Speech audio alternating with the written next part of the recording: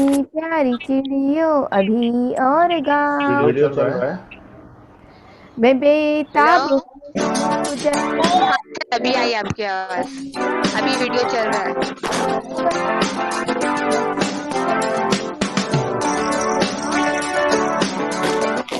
पास आओ मेरे पास मछेरा तमिला नो या मछेरा लरा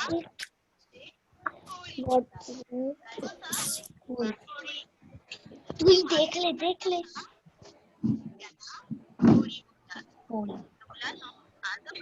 अरे रुको मेरी बहन। अपना माइक और वीडियो बंद कर दे। सबसे पहले अस्सलाम वालेकुम प्यारे बच्चों। आज मैं आपका हिंदी का लेक्चर लेने वाली हूँ और इस हिंदी के लेक्चर में हम आज व्याकरण सीखेंगे। तो बच्चों, व्याकरण सीखने से पहले एक छोटा सा वीडियो आपको दिखाना चाहूंगी। तो पहले मैं अपनी स्क्रीन शेयर करती हूँ, उसके साथ ही आप उस वीडियो को भी देखिए और साथ ही साथ वीडियो का मजा भी लीजिए। बच्चों, मैं तांबोली यास्मीन अब्दुल हमीद कुरैश नगर मनपा स्कूल नंबर 4 से हूँ। आज का आपका विषय हिंदी जमात छठी और घटक है व्याकरण। व्याकरण में बच्चों हम देखेंगे संज्ञा और संज्ञा के भेद। बच्चों, एक छोटा सा वीडियो है जो आपको बहुत गौर से देखना है। इसके बाद हम इसके बारे में एक्सप्लेनेशन, इसके बारे में विस्तार से पढ़ेंगे। सर, वीडियो प्ले कर दीजिए।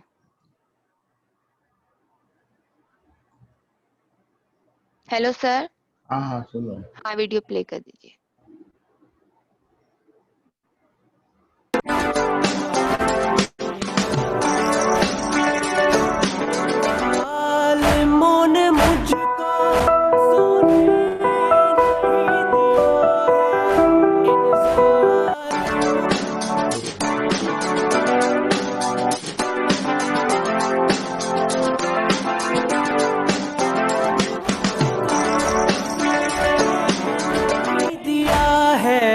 सर,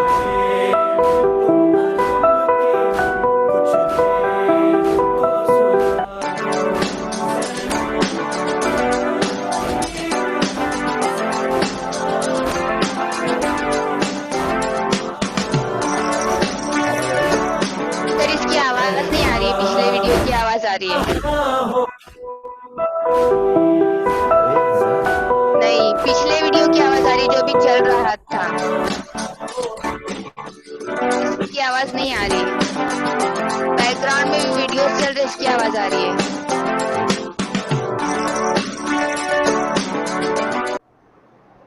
हाँ, अभी सब बंद हो गया आवाज।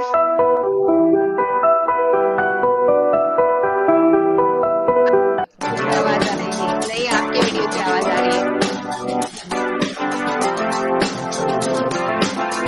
नहीं आ रही है।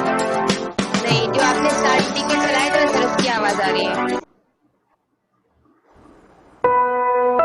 इसकी आ रही है।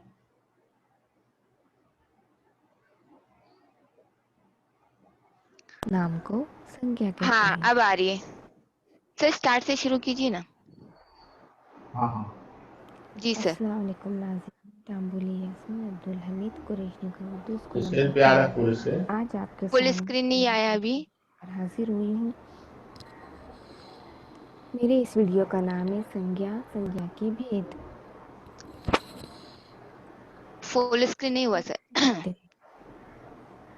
किसी व्यक्ति, वस्तु या स्थान के नाम को संज्ञा कहते हैं। संज्ञा के भेद। जातिवाचक संज्ञा, जो एक एक संज्ञा घंटा। शब्द किसी जी सर।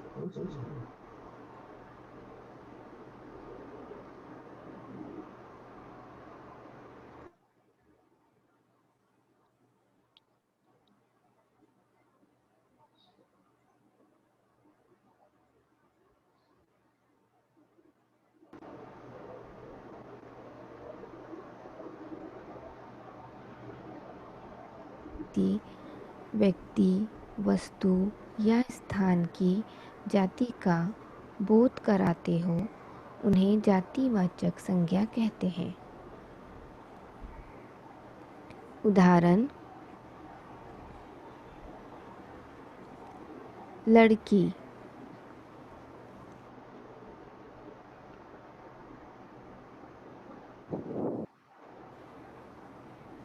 दोबारा पहाड़, प्ले कर दीजिए ना, क्योंकि फुल स्क्रीन अभी आया है। अभी है ना वो जी। दूसरे ऑप्शन में आया।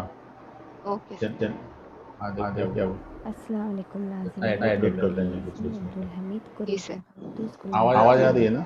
आज आपके वॉल्यूम सामने थोड़ा सा बढ़ा कर दीजिए। हाजिर हुई हूँ। मेरे इस वीडियो का नाम है संज्ञा के भेद। संज्ञा किसे कहते हैं? हाँ सर, आ रही है।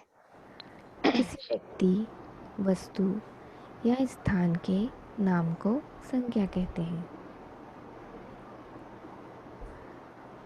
संज्ञा के भेद।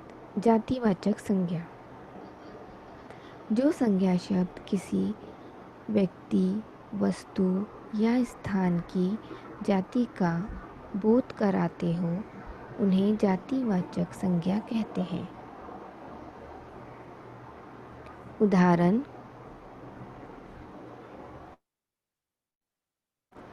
लड़की, पहाड़,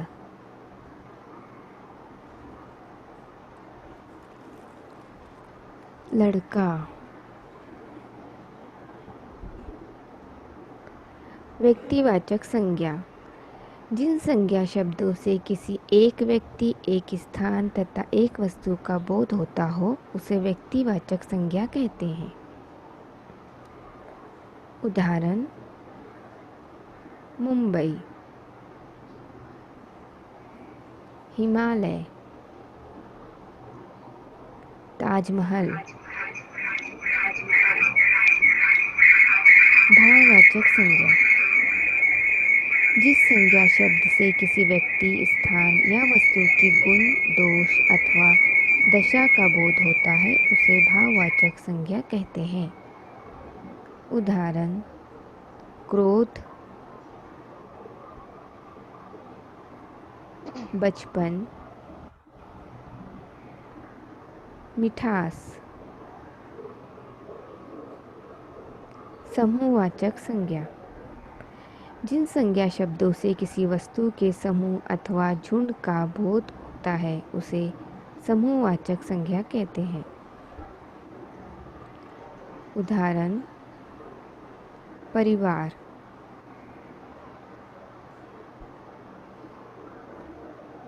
गुच्छा, सेना।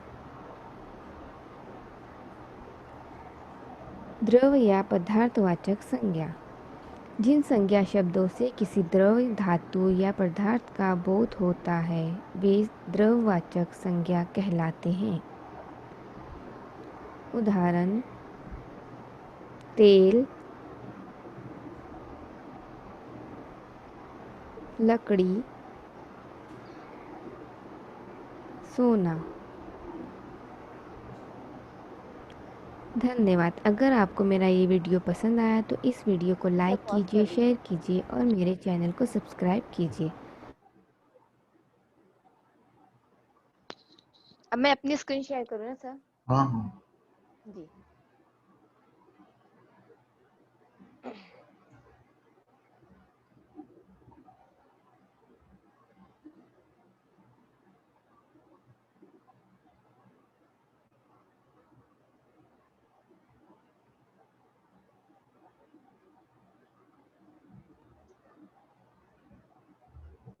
अस्सलाम वालेकुम बच्चों, जैसा कि आपने अभी थोड़ी देर पहले एक वीडियो देखा, उस वीडियो में बताया गया था कि संज्ञा और संज्ञा के भेद किसे कहते हैं। अब हम उसी वीडियो को आगे बढ़ाते हुए इसे विस्तार में जानने की कोशिश करेंगे।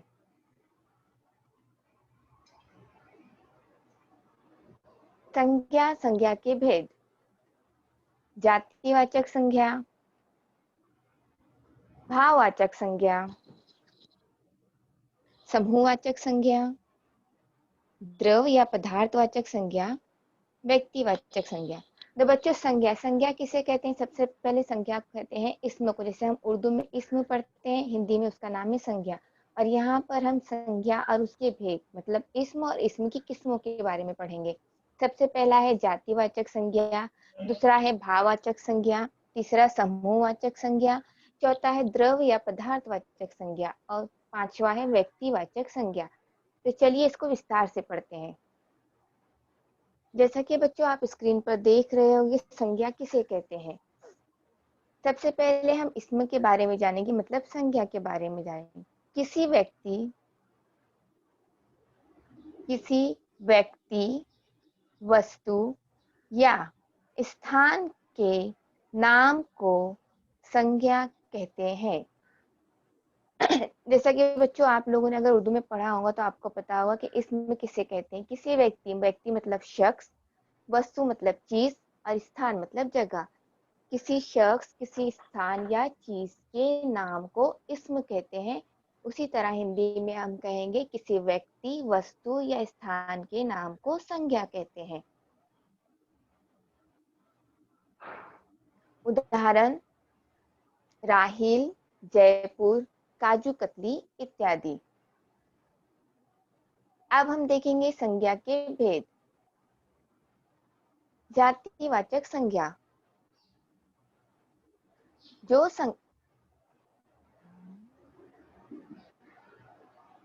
जो संज्ञा शब्द किसी व्यक्ति, वस्तु या स्थान की पूरी जाति का बोध कराते हैं, उन्हें जातिवाचक संज्ञा कहते हैं। जो संज्ञा शब्द मतलब जो इस्म हमें किसी वस्तु या स्थान की पूरी जाति का बोध कराते हैं, उन्हें जातिवाचक संज्ञा कहते हैं। इसका मतलब है ऐसे शब्द, ऐसे अल्फाज जो किसी शख्स, किसी चीज या किसी जगह की पूरी जात का हमें पता कराते हैं, बोध कराते हैं, उन्हें जातिवाचक संज्ञा कहते हैं।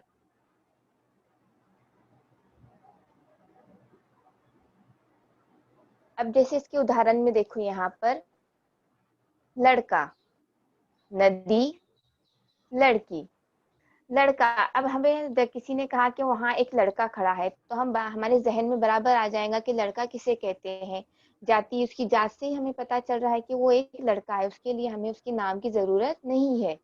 नदी, हमने देखा है नदी बहती है तो हमें पता है कि नदी किसे कहते हैं। एक पर्टिकुलर नदी का नाम नहीं दिया गया है, बस हमें उसकी जात से पता चल रहा है कि ये नदी है।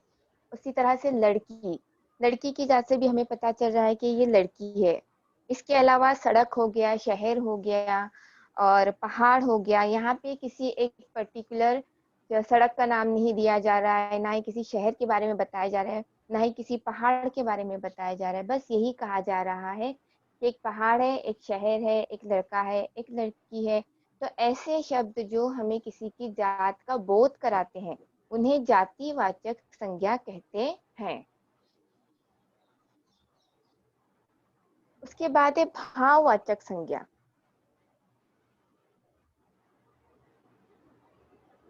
भाववाचक संज्ञा किसे कहते हैं? जिन संज्ञा शब्द से किसी व्यक्ति, स्थान या वस्तु के गुण, दोष अथवा दशा का बोध होता है, उसे भाववाचक संज्ञा कहते हैं। एक बार फिर से सुन लो बच्चों। जिन संज्ञा शब्द से किसी व्यक्ति, स्थान या वस्तु के गुण, दोष अथवा दशा का बोध होता है, उसे भाववाचक संज्ञा कहते हैं। अब भाववाचक संज्ञा मतलब हम इसमें ले सकते हैं, इसमें कैफियत मतलब हालत। जिन संज्ञा शब्द से ऐसे इसमें अल्फाज जिनसे किसी व्यक्ति मतलब किसी शख्स, स्थान मतलब जगह या वस्तु मतलब चीज के गुण और दोष अथवा दशा, गुण मतलब उसकी खासियत खूबी, दोष मतलब अगर उसकी कोई बुराई है वो, अथवा दशा, दशा मतलब उसकी हालत का बोध होता है, उसे भाववाचक संज्ञा कहते हैं। एक बार फिर से सुन लो। जिन संज्ञा शब्द से, ऐसे अल्फाज से, ऐसे इस्म से किसी व्यक्ति मतलब किसी व्यक्ति मतलब शख्स, स्थान मतलब जगह, वस्तु मतलब चीज के गुण मतलब खूबियां, दोष यानी खामियां, अथवा इसके अलावा दशा मतलब हालत का बोध होता है, हमें पता चलता है, उसे भाववाचक संज्ञा कहते हैं। जिन संज्ञा शब्द से हमें किसी व्यक्ति, स्थान या वस्तु की खूबियों का, उसकी बुराइयों का, उसकी खामियों का अथवा उसकी हालत का, दशा का पता चलता है, तो हम उसे भाववाचक संज्ञा कहते हैं। जैसे उदाहरण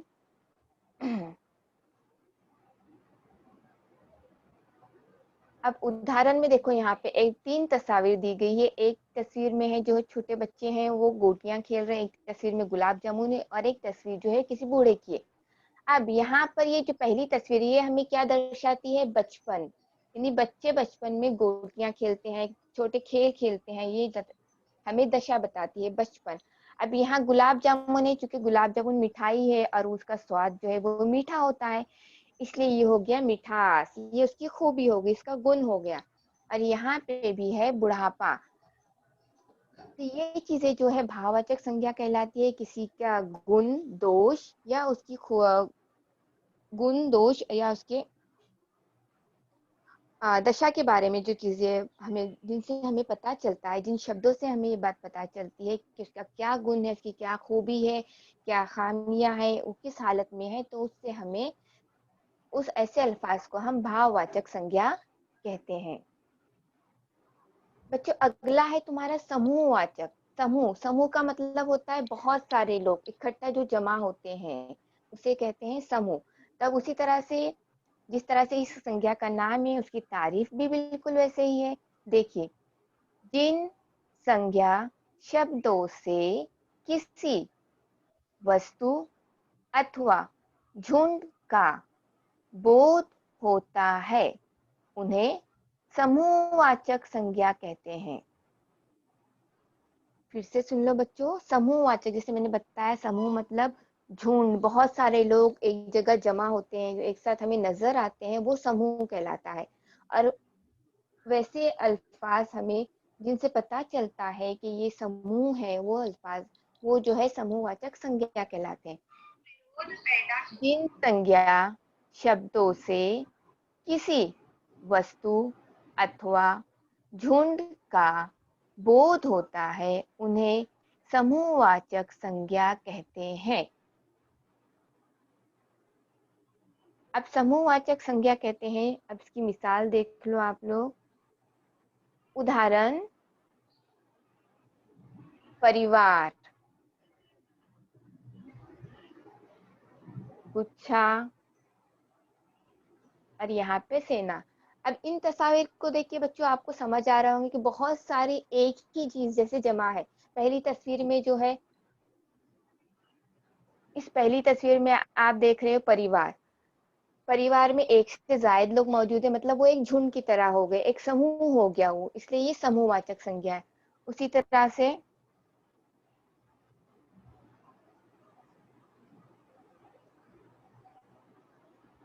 दूसरी तस्वीर में आप देख रहे हो गुच्छा।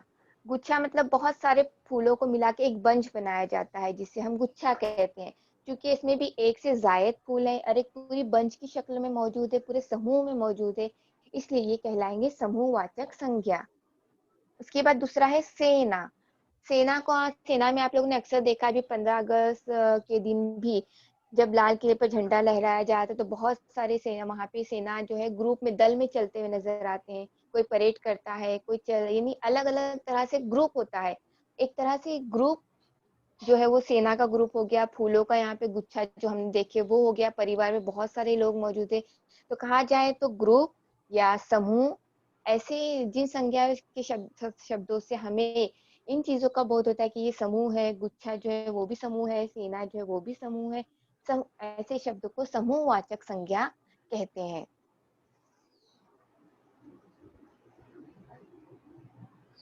अगला है बच्चे तुम्हारा द्रव या पदार्थवाचक संज्ञा। द्रव, द्रव किसे कहते हैं? कोई भी माय चीज जो बहने वाली चीज हो, जैसे पानी हो गया, शरबत हो गया, तेल हो गया। और पदार्थ तो कहते हैं चीजों को, ठोस चीजों को। अब यहाँ पे इसकी तारीफ देख लो क्या है।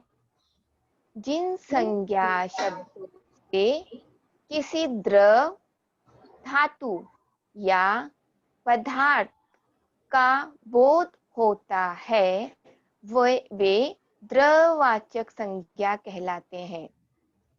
जिन संज्ञा शब्दों से मतलब ऐसे अल्फाज जिनसे हमें किसी द्रव मतलब बहने वाली चीज, धातु मतलब ठोस, और पदार्थ या कोई भी चीज का बोध होता है, यानी उन अल्फाज को देखकर ही हमें पता चलता है कि ये बहने वाली चीजें द्रव है या ये ठोस चीजें पदार्थ है या कोई धात है, तो उन्हें हम कैसे कहते हैं? द्रववाचक संज्ञा।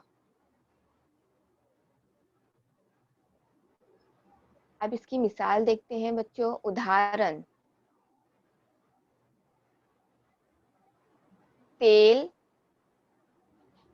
गेहूं, लकड़ी। अब जैसे यहाँ पे मैंने कहा द्रव, द्रव मतलब बहने वाली माय चीज, ये हो गया तेल। तेल आपको पता है बहने वाली चीज है, तो हम तेल को देख के बोल सकते हैं कि ये द्रववाचक संज्ञा। उसी तरह से पानी, पानी के बारे में भी हम यही कहेंगे कि द्रववाचक संज्ञा। अब यहाँ पे होगा गेहूं, गेहूं जो ठोस है, तो गेहूं के लिए हम कहेंगे कि पदार्थवाचक संज्ञा है। तो द्रव और पदार्थवाचक दोनों को मिला दिया गया है, इसलिए हम इसे इसी तरह पढ़ेंगे कि किसी संज्ञा शब्दों से किसी द्रव, धातु या पदार्थ का बोध होता है, उन्हें द्रववाचक संज्ञा या पदार्थवाचक संज्ञा कहते हैं। लकड़ी जो है, लकड़ी भी ठोस है।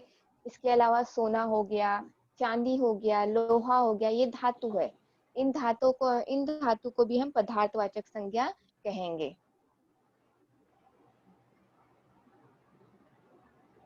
अब दूसरा है बच्चों व्यक्तिवाचक संज्ञा। व्यक्ति, व्यक्ति मतलब एक शख्स।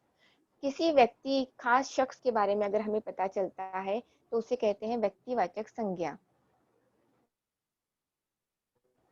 जिन संज्ञा शब्दों से किसी एक व्यक्ति, एक स्थान तथा एक वस्तु का बोध हो, उसे व्यक्तिवाचक संज्ञा कहते हैं।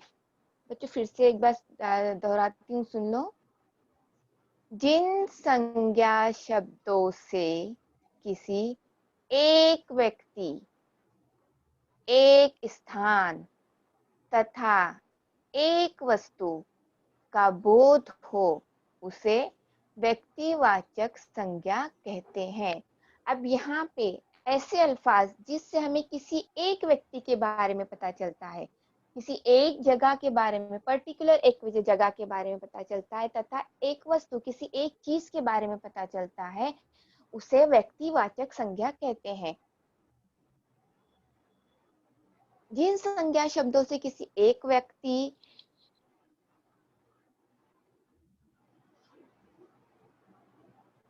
किसी एक व्यक्ति, व्यक्ति मतलब शख्स, किसी एक खास शख्स, पर्टिकुलर नाम के साथ अगर हमें उसका पता चलता है कि ये खास शख्स, जैसे अभी अगर किसी बच्चे का नाम है राहुल, हम कहेंगे वो लड़का बहुत अच्छा है, तो हमें नहीं पता किस लड़के के बारे में बात होती है, लेकिन अगर कहा जाता है कि राहुल एक बहुत अच्छा लड़का है, तो यहाँ पे एक पर्टिकुलर व्यक्ति मतलब राहुल के बारे में बात कही गई है, मतलब वो व्यक्तिवाचक संज्ञा हो गया।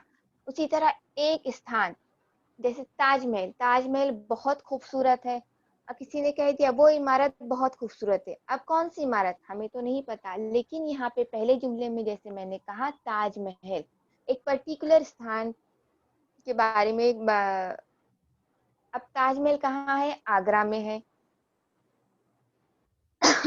तो यहाँ कह सकते हैं कि आगरा में मौजूद ताजमहल बहुत ही खूबसूरत है। तो एक पर्टिकुलर स्थान मतलब आगरा के बारे में बताया जा रहा है कि ताजमहल कहाँ मौजूद है? आगरा में मौजूद है, इसलिए वो स्थान, एक स्थान, आगरा का नाम यहाँ पे लिया गया है। तो ये कहलाएगा जातिवाचक संज्ञा। तथा एक वस्तु, वस्तु मतलब चीज, किसी एक चीज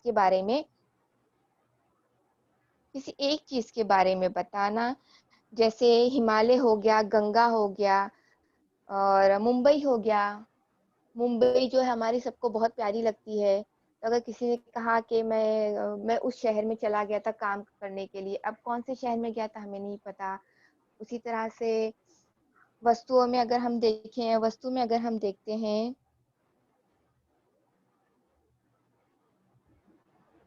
एक वस्तु का बोध होता है, उसे व्यक्तिवाचक संज्ञा कहते हैं। किसी जगह का, किसी वस्तु का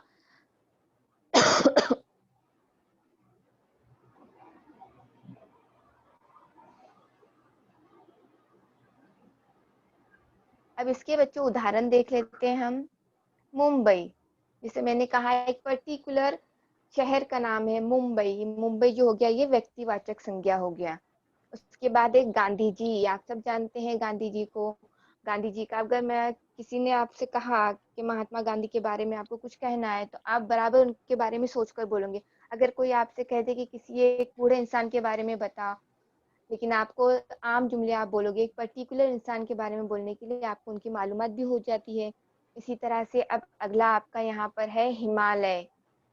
पहाड़ बहुत सारे, हम भी अपने अतराफ में पहाड़ देखते हैं, लेकिन हिमालय जो है एक पर्टिकुलर नाम है, एक खास नाम है, एक जगह का, वस्तु का नाम है, इसलिए ये जो है व्यक्तिवाचक संज्ञा कहलाएंगे।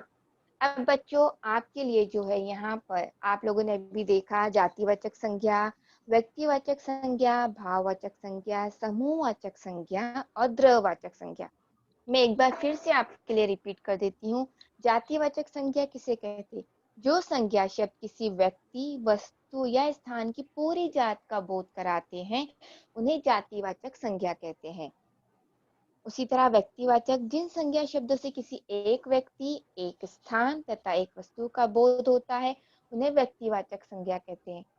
भाववाचक संज्ञा जिस संज्ञा शब्दों से किसी व्यक्ति, स्थान या वस्तु के दोष अथवा दशा का बोध होता है, उसे भाववाचक संज्ञा कहते हैं। तो बच्चों यहाँ पर आपके लिए देखो कुछ जोड़ियां दी गई है। इन जोड़ियों में आपको बताना है कि तितली, सूरज, सुंदर ये भाववाचक संज्ञा है, व्यक्तिवाचक संज्ञा है या जातिवाचक संज्ञा है।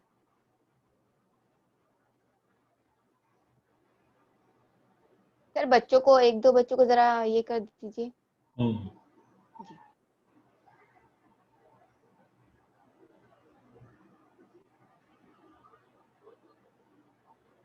तो बच्चों यहाँ पर बताइए जोड़ियां मिला में तितली ये भाववाचक है, व्यक्तिवाचक है या जातिवाचक है?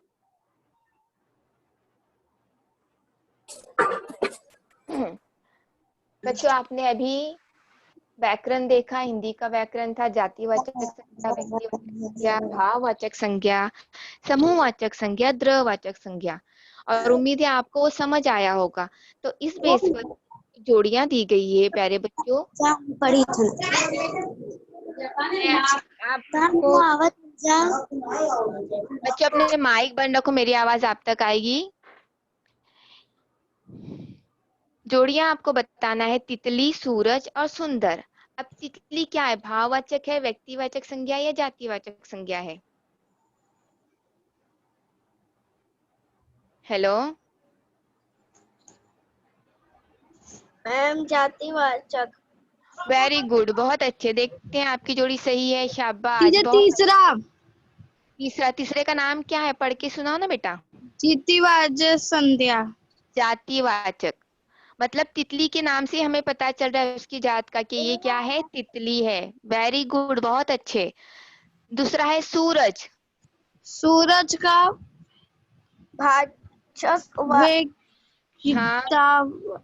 व्यक्तिवाचक। Very good, very good. सूरज का क्या है, व्यक्तिवाचक संज्ञा।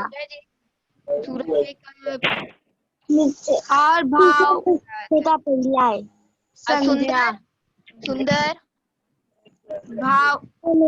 भाववाचक संज्ञा। Very good. सुंदर जो है भाववाचक संज्ञा है। इसका मतलब आप लोगों को समझ आ गया है। ठीक है, चलिए अब आगे भी आपके लिए कुछ है। अब मुझे बताओ, चित्र देखकर संज्ञा के भेद। चित्र किस चीज की दी गई है? क्या दिख रहा है आपको चित्र में? सोना। सोना। अब सोना क्या है? पदार्थवाचक है या भाववाचक है? पदार्थवाचक। भाववाचक संज्ञा। भाववाचक संज्ञा कैसे होगा? भाववाचक में तो मैंने कहा था भाववाचक संज्ञा। नहीं बेटा, सोना वो जा रहे एक्चुअली माता। सोना धातु है ना, सोना सोना जो है वो। भाववाचक संज्ञा में क्या था? किसी व्यक्ति, स्थान या वस्तु के गुण या दोष के बारे में बताना। हम यहाँ पे सिर्फ चीज देख रहे हैं, तो क्या आएगा इसका जवाब?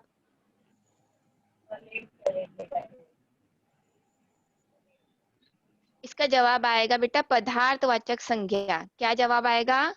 पदार्थवाचक संज्ञा। संज्ञा। अब अगला देखते हैं। चित्र देखकर संज्ञा के भेद पहचानो। अभी तस्वीर में क्या नजर आ रहा है आपको? लड़का।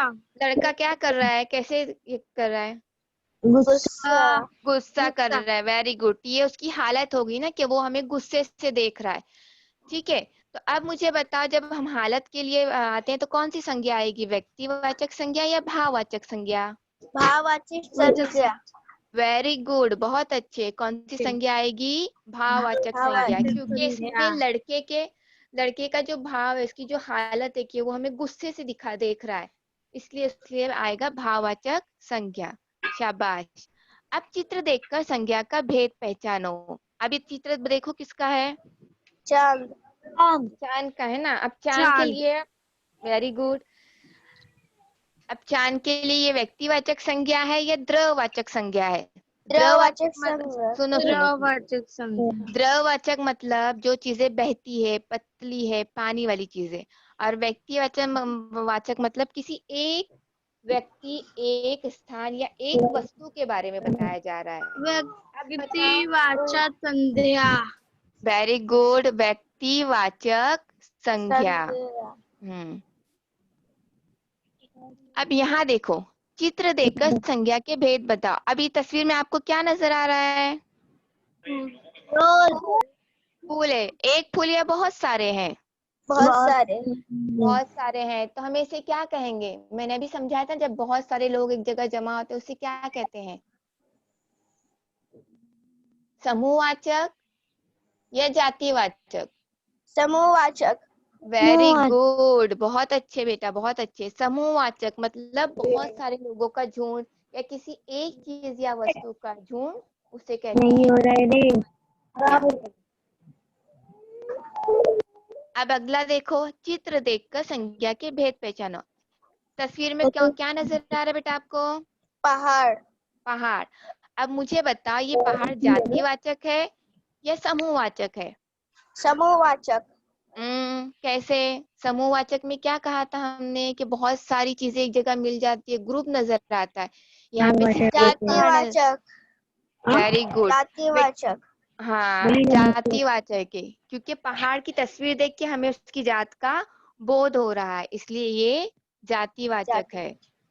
वेरी गुड, बहुत अच्छे। अब बताओ, ये किस चीज की तस्वीर है? सूरज। सूरज। अब सूरज भाववाचक है या व्यक्तिवाचक है?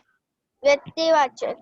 शाबाश। सूरज क्या है? व्यक्तिवाचक संज्ञा है। मतलब एक पर्टिकुलर चीज के बारे में हमें बताया जा रहा है कि ये सूरज है। भाववाचक क्यों नहीं है? क्योंकि इसमें किसी का दोष या गुण के बारे में तस्वीर में नहीं बताया गया, इसलिए भाववाचक नहीं है।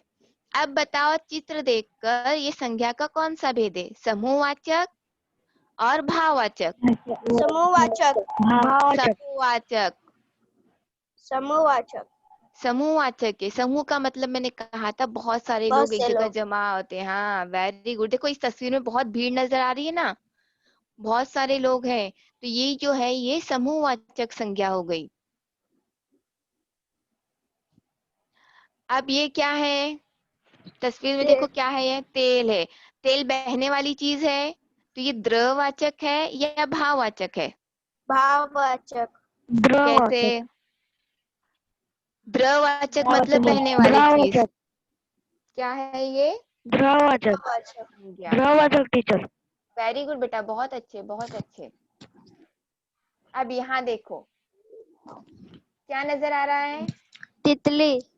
तितली। हमने पहले जोड़ियों में भी देखी ना तितली, है ना? तो अब तितली, तितली बताओ क्या है, भाववाचक है जातिवाचक है? जातिवाचक। वेरी गुड, बहुत अच्छे। इसका मतलब आप लोगों को समझ आ गया आज का ग्रामर। अब ये बताओ क्या है? कछुआ, है ना? कछुआ है ना? नजर हाँ। आया सबको कछुआ? Yes ma'am. अब ये जातिवाचक है या समूहवाचक है? समूहवाचक। समूहवाचक। देखो अच्छे से तस्वीर, बहुत सारे कछुए हैं कि एक ही कछुआ है? जातिवाचक। हाँ बेटा, जातिवाचक। जातिवाचक। जातिवाचक है क्योंकि कछुए नहीं है, कछुआ है। अगर कछुए होते, बहुत सारे एक से जायद होते तो हम समूहवाचक बोल सकते थे, लेकिन यहाँ पे सिर्फ एक ही कछुआ नजर आ रहा है तस्वीर में हमें, तो ये हो जाएगा जातिवाचक। अब बताओ, चित्र देखकर संज्ञा के भेद पहचानो। मुंबई, सबकी प्यारी मुंबई, अभी समूहवाचक है या व्यक्तिवाचक है?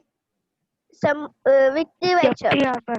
व्यक्तिवाचक। वेरी गुड, बहुत अच्छे बेटा, क्योंकि इसमें एक पर्टिकुलर शहर के बारे में बताया जा रहा है। आप देख सकते हो तस्वीर में मुंबई नाम शो हो रहा है, मतलब किसी एक खास शहर के बारे में ये बताया जा रहा है।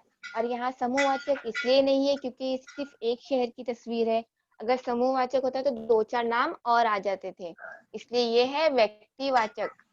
Very good. अब बच्चों आपके लिए गृह कार्य भी है।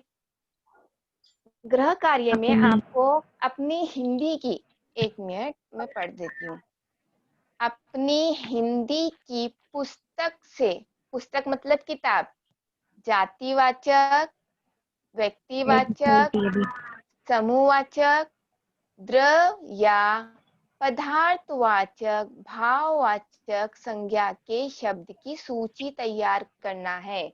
अब आप लोगों ने यहाँ पे देखा इस क्लास, हिंदी के क्लास में मैं पहले से आपको बता रही हूँ, जातिवाचक संज्ञा, व्यक्तिवाचक संज्ञा, भाववाचक संज्ञा, समूहवाचक संज्ञा, द्रव या पदार्थवाचक संज्ञा। आपकी समझ में भी आ गया माशाल्लाह, आपने बहुत अच्छे जवाबात दिए। थोड़ा सा आप कंफ्यूज हो रहे थे जातिवाचक और व्यक्तिवाचक में, तो एक बार मैं फिर से क्लियर कर दूं बेटा। जातिवाचक मतलब किसी व्यक्ति, वस्तु या स्थान की जात का जो शब्द बोध कराते हैं। सर बच्चों को म्यूट कर दीजिए। किसी व्यक्ति, वस्तु या स्थान की जात का जो बोध कराते हैं उन्हें जातिवाचक कहते हैं। और व्यक्तिवाचक, आप दोनों में थोड़ा सा कंफ्यूजन हो रहे थे, मैं फिर से एक बार क्लियर कर रही हूँ। व्यक्तिवाचक में किसी एक व्यक्ति, एक स्थान या एक वस्तु का बोध होता है। ऐसे अल्फाज जिसमें सिर्फ एक इंसान के बारे में बताया गया हो, एक शख्स के बारे में बताया जा रहा हो, या एक वस्तु, एक चीज के बारे में, या किसी एक पर्टिकुलर जगह के बारे में, तो ऐसे शब्द जो है, ऐसे अल्फाज कहलाएंगे व्यक्तिवाचक संज्ञा। और जातिवाचक में हमें उन शब्दों से उसकी जात पता चलती है। जैसे आपने बताया तितली हो गया, लड़का लड़की, नदी हो गया, उसके अलावा कछुआ। तो इस तरह से आपको अपनी हिंदी की किताब में से जातिवाचक, व्यक्तिवाचक, समूहवाचक, द्रव या पदार्थवाचक संज्ञा की सूची तैयार करनी। सूची मतलब क्या? लिस्ट बनाना है। जब आप खुद से करोगे, जब आप खुद से लिस्ट बनाने के लिए बैठोगे तो आपको खुद समझेगा कि हमें कहाँ प्रॉब्लम आ रहा है। और इंशाल्लाह आपको बिल्कुल प्रॉब्लम नहीं आएगा, क्योंकि बहुत क्लियर मैंने आपको समझाने की कोशिश की है। और जो आप लोग के जो डाउट जातिवाचक और व्यक्तिवाचक को लेकर थे, वो भी इंशाल्लाह क्लियर हो गए होंगे। तो यहाँ पर ये आप लोगों का गृह कार्य है जो आपको करना है। और इसी के साथ मैं आज का अपना लेक्चर जो है करना चाहूंगी। अगर किसी बच्चे को कुछ पूछना है तो वो पूछ सकते हैं। सर मेरा लेक्चर कंप्लीट हो गया। ओके।